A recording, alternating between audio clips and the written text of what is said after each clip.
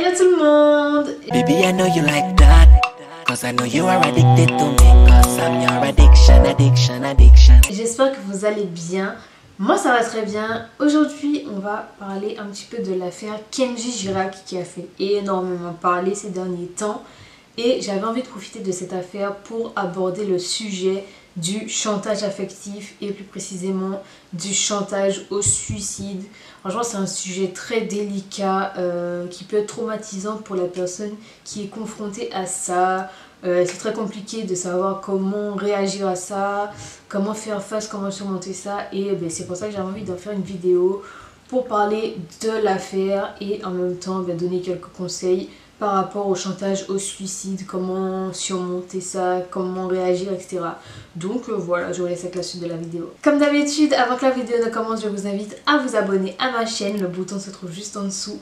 N'hésitez pas à cliquer pour me soutenir et pour être averti dès que je poste une nouvelle vidéo. N'hésitez pas à cliquer sur la cloche. Merci beaucoup à tous ceux qui le font. Kenji Meïe, dit Kenji Girac, est né le 3 juillet 1996 à Périgueux en Dordogne. Et c'est un célèbre chanteur français qui a fait ses débuts en gagnant la saison 3 de The Voice en 2014.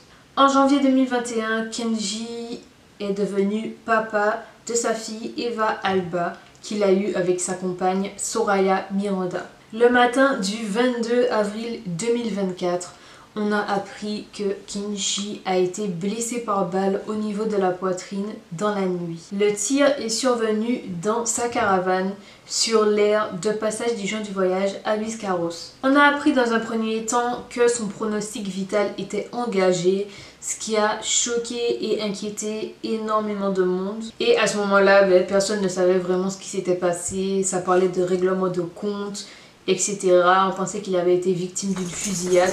Bref, on savait pas vraiment ce qui s'était passé. On était tous inquiets au sujet de Kenji. Durant la journée, on apprendra ensuite que son pronostic vital n'est plus engagé. Donc il est sorti d'affaire et que son état s'améliore. Il était alors apte à ce moment-là à répondre aux questions des enquêteurs. Dans un premier temps, Kenji, qu'est-ce qu'il raconte ? Il raconte que c'était un accident, qu'il a tiré sans faire exprès. Il raconte qu'il manipule l'arme normalement et que le coup de feu serait parti. Mais malheureusement pour lui, au vu des éléments, les experts balistiques ont dit que cette thèse était impossible. Le procureur a quant à lui penché pour l'hypothèse de la tentative de suicide du chanteur sur fond de consommation d'alcool et de drogue. Le pire dans toute cette histoire, c'est qu'on apprendra que dans la caravane au moment des faits, il y avait sa compagne Soraya et aussi sa fille Eva. Donc ce qui s'est passé, c'est que ce soir-là, Kenji aurait passé la soirée au casino et il serait rentré complètement ivre à la caravane et aurait réveillé sa fille, ce qui a rendu en colère sa compagne Soraya. Dans sa colère, elle aurait dit à Kenji que dans ces conditions ce n'était plus possible, que soit elle soit lui devait partir. Après cette dispute, alors qu'il était dans le salon, Kenji aurait alors voulu faire peur à sa compagne en simulant un suicide. J'ai voulu faire entendre le bruit de la détente, j'ai perdu le contrôle. Je voulais qu'elle me dise d'arrêter et qu'elle ne parte pas. Il aurait alors tourné le canon vers sa poitrine sans vérifier si le chargeur était plein ou non. Fait incriminant Kenji, c'est qu'en fait sa compagne Soraya a témoigné et a dit que ce n'était pas la première fois. Kenji aurait dit par le passé lors de précédentes disputes à Soraya qui souhaitait se mettre une balle ou s'ouvrir la gorge dans le cadre de disputes. Des analyses toxicologiques ont permis de confirmer une alcoolisation massive de Kenji, estimée à 2,5 g d'alcool par litre de sang au moment du tir. Donc vraiment il était très fortement alcoolisé. Parce qu'en plus, avant de partir au casino, Kenji aurait bu tout au long de la journée. Soraya a même affirmé que Kenji avait une addiction à l'alcool et qu'il buvait de plus en plus fréquemment et de plus en plus longtemps. Et cette addiction était une cause de très grandes disputes dans leur couple. Et en plus de tout cet alcool ingurgité, Kenji a avoué qu'il aurait pris de la cocaïne à la sortie du casino. Quant au pistolet Kenji a affirmé dans un premier temps que c'était un pistolet qu'il avait eu dans une brocante quelques jours avant les faits, mais c'était pas crédible pour les enquêteurs. Et après un deuxième interrogatoire, Kenji a changé de version et il a dit qu'il aurait acheté ce pistolet à un gars qui passait par là en échange de 500 €. Et ils ont retrouvé ce pistolet à quelques pas de la caravane dans un buisson. Donc pour conclure cette affaire, ce qu'on retient de tout ça, c'est qu'en fait Soraya souhaitait partir. Elle a exprimé à Kenji son envie de partir à la suite de son alcoolisation extrême, du fait qu'il a réveillé sa fille, qu'il est rentré ivre à la caravane. C'est alors que, pour ne pas que sa compagne parte, Kenji a tout simplement voulu faire peur à Soraya en simulant une tentative de suicide, en simulant le fait qu'il se mette une balle dans la poitrine. Donc là, cet acte de Kenji est un chantage affectif très sévère et très violent psychologiquement pour Soraya. Le chantage affectif, c'est quoi? Le chantage affectif est le fait d'un manipulateur qui menace une personne de punition ou de privation, directement ou tacitement, si elle ne comble pas ses désirs. Le chantage affectif vise à contrôler vos actions en faisant appel à des émotions puissantes telles que la culpabilité, l'obligation ou la peur. Et là, il s'agit d'un chantage au suicide. Il faut savoir que le chantage au suicide fait partie de la grille d'évaluation du danger dans les violences conjugales remise aux forces de l'ordre.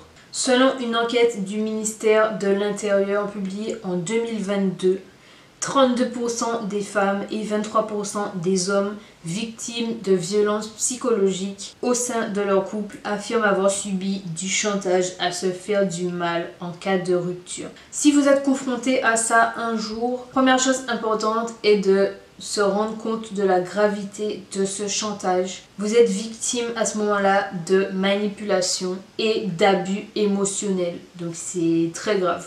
Il ne faut surtout pas minimiser la situation.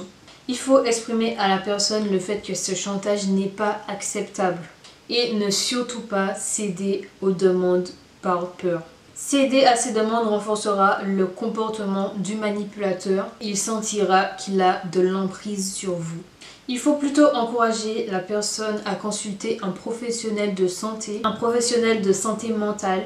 Proposez-lui également des ressources qui pourraient l'aider. Prenez également soin de vous, c'est très important parce que c'est une situation qui peut être traumatisante pour la personne qui la vit. Donc prenez soin de vous et prenez également l'aide de professionnels de santé si vous en ressentez le besoin. Si les menaces de suicide semblent sérieuses, informez tout de suite les membres de la famille, des amis proches ou même les autorités locales pour tout simplement garantir la sécurité de la personne. Et si vous sentez que la menace est imminente, contactez les services d'urgence. Je vous conseille également de vous informer sur les signes de manipulation émotionnelle pour bien comprendre la situation. Et si vous avez déjà utilisé le chantage au suicide à quelqu'un, votre compagnon, votre compagne ou peu importe, prenez également l'aide de professionnels de santé, c'est très grave, c'est quelque chose de traumatisant qui peut être traumatisant pour la personne en face de vous. Vous lui mettiez des choses trop importantes sur les épaules et c'est trop grave, c'est de la manipulation, c'est du chantage affectif sévère. Ça fait partie des violences conjugales, donc vraiment essayez de vous soigner s'il vous plaît. Dites-moi ce que vous en pensez sur l'histoire de Kenji Girac. Moi personnellement, c'est pas un chanteur que je connais, que je suis, que j'écoute. C'est en regardant la Starac, vu que j'adore ça, la Starac vraiment c'est ma vie.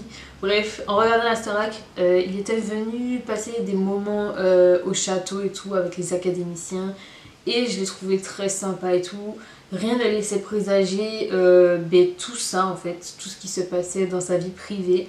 Ceux qui le suivent, ceux qui l'écoutent, etc. Je sais pas si ils étaient au courant, enfin si ça se savait un petit peu qu'il avait des problèmes d'alcool. Voilà, je sais pas, mais en tout cas moi ça m'a un petit peu choquée, j'avoue. Franchement c'est très toxique de sa part, surtout qu'il a une fille, qu'il a tiré le coup de feu en présence de sa fille. Et surtout qu'il aurait pu y passer en fait, il aurait pu mourir comme ça bêtement. Enfin, c'est une histoire assez folle, j'avoue.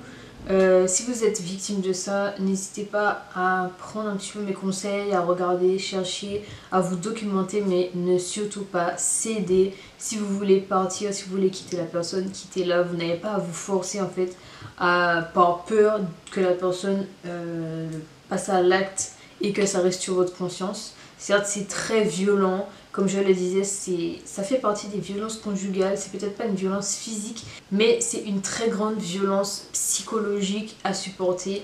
Donc voilà, n'hésitez pas à demander de l'aide, c'est très important. Bref, dans tous les cas, j'espère que Kenji ira mieux, qu'il va se soigner, que sa compagne également, j'espère que ça va aller. Voilà, c'est assez hard en fait comme histoire. Et surtout leur fille aussi. Bref, j'espère que tout ira bien, mais je pense que ça va entacher sa carrière, à mon avis, son image. N'hésitez pas à me dire ce que vous en pensez. Si la vidéo vous a plu, mettez un petit pouce bleu. Merci beaucoup à tous ceux qui le font, ça m'aide énormément. Vous vous rendez pas compte, en fait, juste un petit pouce bleu comme ça aide beaucoup, surtout pour les petits créateurs comme moi. Donc n'hésitez pas à vous abonner également, comme je le disais en début de vidéo, si vous en avez envie. À activer la cloche également pour être averti dès que je poste une nouvelle vidéo. Si vous voulez me suivre sur Instagram, comme d'habitude, je vais vous afficher ça ici. Et vous aurez le lien en barre d'infos, n'hésitez pas. Merci beaucoup d'être arrivé jusque là, je vous fais des gros bisous. Et je vous dis à la prochaine vidéo. Bisous!